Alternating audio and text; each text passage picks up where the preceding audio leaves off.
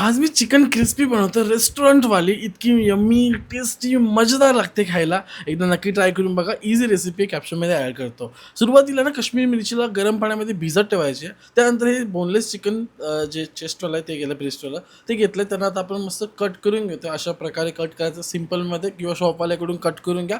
जास्त रिस्क काही घेऊ नका.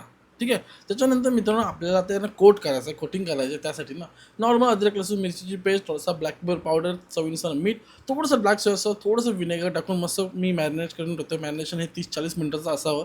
त्यानंतर कॉर्नफ्लोअर आणि मैदा सेम क्वांटिटीमध्ये घेतलं. त्यामुळे मीठ, थोडा ब्लॅक पेपर पावडर टाकतो आणि याच्यामध्ये पाणी वगैरे टाकून असं मस्त कोटिंग करून घ्यायची, जशी वडा भजीला असते त्यावाली. आता ते गरम पाण्यात जे मिरच्या भिजत टाकल्या त्यांची एक पेस्ट तयार करून घ्या थोडं पाणी टाकून.